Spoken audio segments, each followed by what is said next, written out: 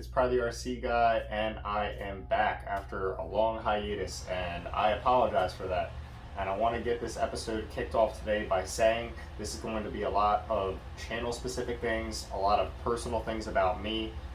So if you guys are not subscribed to my channel, if you're just strictly interested in build content, this video is not for you. But let's get right on to all the stuff I have to talk about today. Good news, bad news, and news. Alrighty guys, so where we left off with this bad boy, this is the F450 with the Ruffian NR200 going in it. I can never get the engine to start. I tried multiple times. I tried just about everything I know, and it would not start. So I came to the conclusion that it was spitting fuel out of the carburetor no matter what. The timing is off. It's possible. The timing marks are correct. I did confirm it with Sterling Kit. It seems like the timing is off. I mean, it's not even trying to fire. And though I'm not an expert, I mean, I was a mechanic for 15 years. I do know a good bit about engines.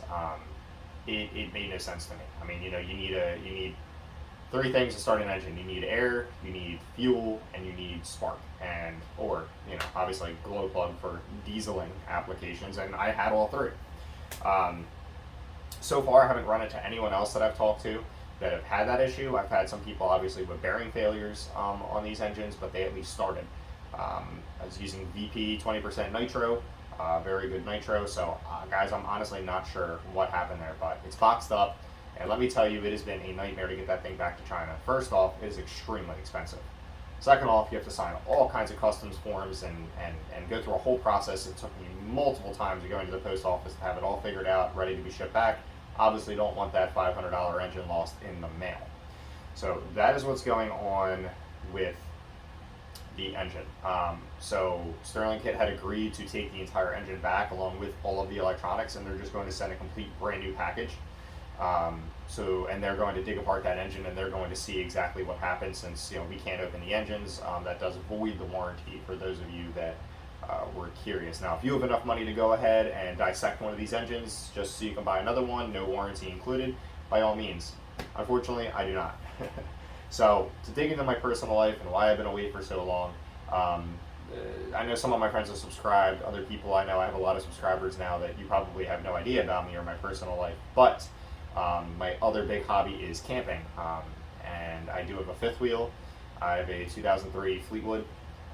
And I also have a YouTube channel for camping and RV videos themselves. I actually have run two channels, which, yes, even as small as my channels are, it is very difficult. So I've been filming on that channel a lot this spring, getting my camper ready for the season and repairs, and I had a couple issues with it, so that's one reason why I've been away. The other reason why the builds have slowed down, unfortunately, like a lot of people out there, for reasons I don't want to get into specifically, not great things, I will say. I'm no longer working at the job that I was at, and I decided to go ahead and move forward and switch up into another career.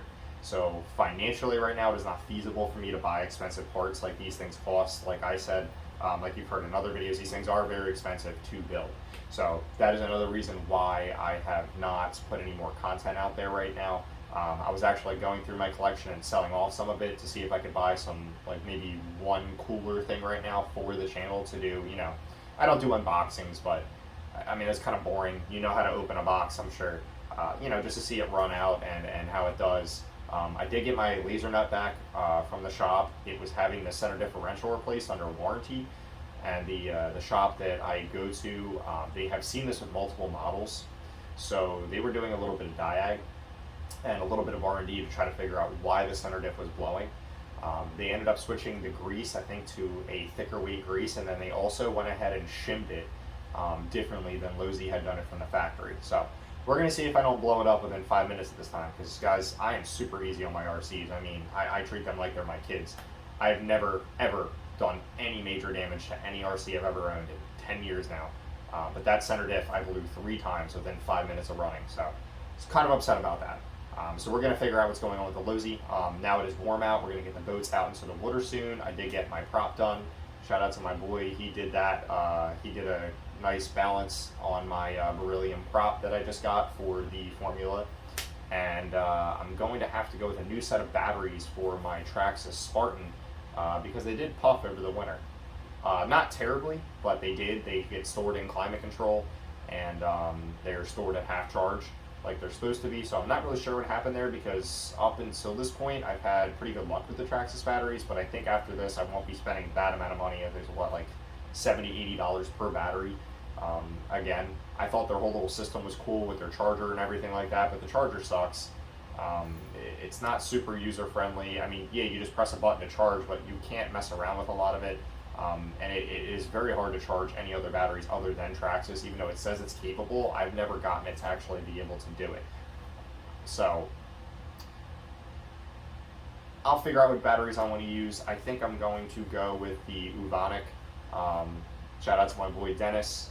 I do like those batteries. It's actually funny because before Dennis was sponsored by Uvonic, I was scouring the internet and I found the company, and I was actually had a few Uvonic batteries in some of my vehicles already, and like I said, I don't bash hard, but so far I was thoroughly impressed with them. Specifically, I got a 2S, I think it's like a 2000 milliamp for a, what do I have? A Traxxas Latrax pre-runner. And it woke it right up. I mean, it is just the perfect speed now. That battery's been great ever since. So, and my kids do take a little bit of a beating on that thing, so it has held up, so I do like those batteries. So other than that, guys, that is just about everything that's going on. A little bit of other information I wanted to let you know from Sterling Kit.